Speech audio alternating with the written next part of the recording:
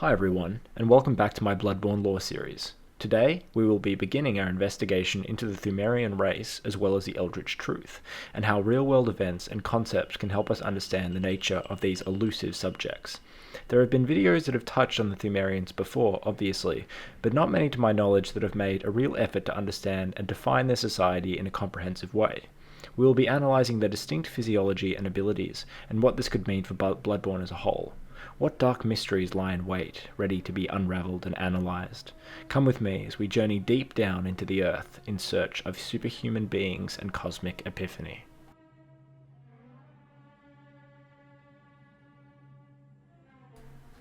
Before diving into the Pthumerians, we must try to understand the first place to be toppled by the Scourge of the Beast. Long ago, before the time of Yharnam, there was a land known as Loran. We can deduce that geographically, Loran may have been located in or close to a desert, since it was eventually devoured by the sands, as stated in the description of the ailing Loran Chalice. The following is also stated. The tragedy that struck this ailing land of Loran is said to have its roots in the Scourge of the Beast. What is important to note here is that Loran was already ailing before being struck by this tragedy. Ailing means to be in poor health, so for Loran to be ailing makes me think that a plague of some sort was having a large effect on Loran before encountering the Scourge.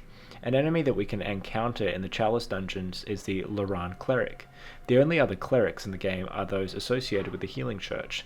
Knowing that these clerics existed, along with the fact that they were ailing, makes me believe that Loran may have been using blood healing, but without any blood saints or advanced technology, the later sickness of ashen blood or otherwise quickly spread throughout the populace. There is one element to Loran that seems to be unique to this land, and that is the Bastard of Loran. The Bastard of Loran is an item usable as part of a chalice ritual. The description reads, Remains of Loran infant infected by the Scourge, a harbinger of curses and symbol of defilement. The additional rite curse defiles dungeons in which Hunter's HP is greatly eroded, but what better place to seek cursed blood gems in the midst of defilement? This item is very important for understanding Loran and possibly the Pthumerians. The existence of this as an item used to open chalices may imply that Loran entered Chalice Dungeons themselves, just like the Yharnamites did. While this is not completely confirmed, it would mean that the Pthumerians were around and possibly predate the people of Loran, and the Chalice Dungeons are said to have been specifically created by the Pthumerians in the description of the Thumeru root chalice stating, the old labyrinth was carved out by the Pthumerians, superhuman beings that were said to have unlocked the wisdom of the Eldritch truth. One could add on to this that since the architecture and design remains the same, the Pthumerians created the dungeons exclusively. The most important factor is that it shows that the Pthumerians existed during the time of Loran and possibly even before. Another interesting factor about the Bastard of Loran is what we know about the Children of Blood. As we know in Yharnam, some women can be blessed by a child of the Great Ones, a celestial child, half human, half cosmic god.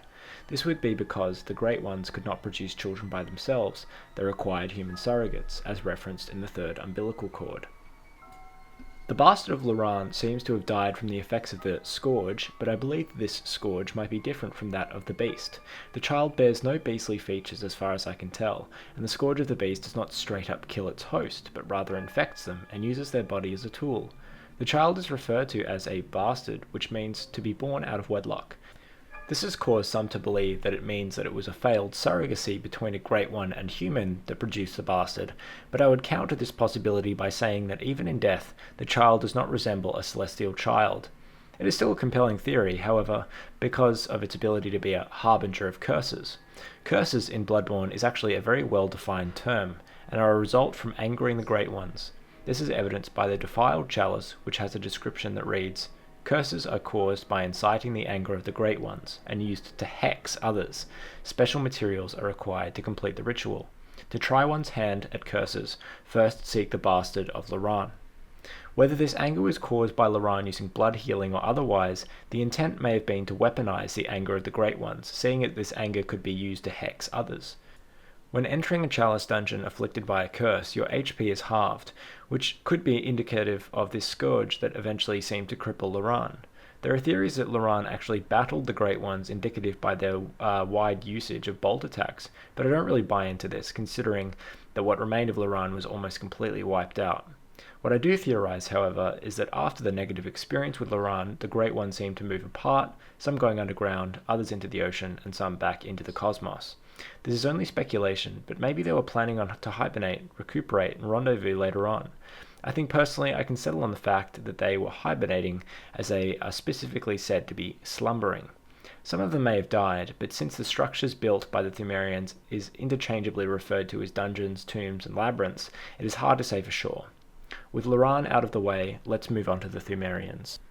Deep below the surface of Yharnam lies a seemingly never-ending labyrinth of twists and turns, filled with traps and strange beings, many of which who have never seen the light of day.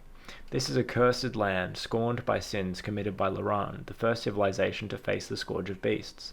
These are the Chalice Dungeons, the catacombs of the Great Ones, constructed by the Pthumerians, an ancient race of superhuman beings with legions of minions at their command. The population of Pthumerians seems to have split between the older Pthumerians and younger Pthumerians at some point, as referenced in the Great Pthumeru Ehil Chalice, which has a description that reads, "Great chalices unlock deeper reaches of the labyrinth. Pthumeru Ehil was the title of both the Pthumerian monarch and its capital. This reveals that while early Pthumerians were mere humble guardians of the slumbering Great Ones, their descendants felt entitled to name themselves a leader." I think this is a very interesting tidbit of lore, and a rare moment which FromSoft gives us insight into the Pthumerians. The early Pthumerians seem to lack much in the way of sentient thought, and seem to do their duty as it was prescribed to them. I think examples of these Pthumerians would be the Pthumerian Elder, the Watchers, and ironically the Pthumerian Descendant. The group that I would consider the later descendants of the Pthumerians would be characters like Queen Yharnam and the Cainhurst nobility, who could have been interbreeding with people from above ground. As referenced by the Ehil Chalice, Ehil was actually the name of a Pthumerian monarch. No other information on Ehil seems to be in the game, not even an indication of gender or appearance, just that it was the name of monarch. Could this be the real name of Queen Yharnam? Possibly, however, there is no evidence to confirm this. The most interesting factor about all this is that the Pthumerians developed the ability to think and make decisions for themselves, deciding to move above ground, it seems. In this vacuum of power, the Watchers became the prominent ruling force in Pthumeru, even more so in the Hintertombs. They look like obese Pthumerians and have an interesting description that comes from the Future Press Guide, which reads, "Protectors roam the depths, keeping guard over the quiet.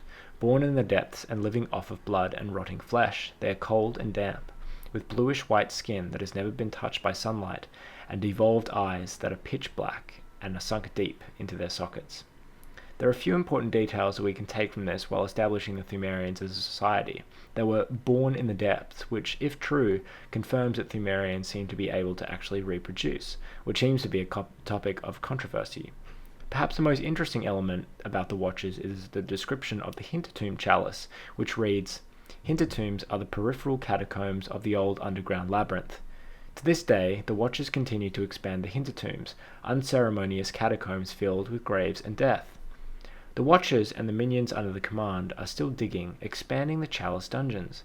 I think a possible reason for them wishing to do this is because they are actually seeking more old blood. We can see that many of the Pthumerian force is depleted and malnourished, not fit for fighting. Could they be trying to build up this army again? It's possible. The Watchers seem to have a tribal-like grasp over the remaining Pthumerians, as they are described as chieftains, implying that some sort of hierarchy does exist, even in the wake of the split between the early and later Pthumerians. Something that makes me believe that the Watchers are almost desperate for more blood and resources is their fondness for ritual blood offerings, along with other gruesome additions. Blood and body parts attracts them, causing them to lower the defenses of the Chalice Dungeons to allow you to enter. Perhaps the Pthumerians that endure the worst treatment are the giants. The ones found in the Chalice Dungeons have large spikes ran through their backs, with weapons surgically attached to their flesh. Some even have their mouths stitched shut, or not there at all. They seem to be the simplest of the lot, acting without any sense of sentiency, only striking out in fear and random aggression.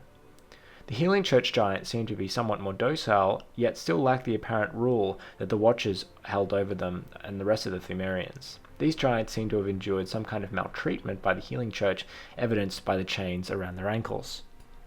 I think this gives us a good starting point in terms of understanding the society of the Pthumerians. I have a lot more that I want to talk about, especially in terms of the physiology of the Pthumerians and the Eldritch truth, so I'll save that for next episode.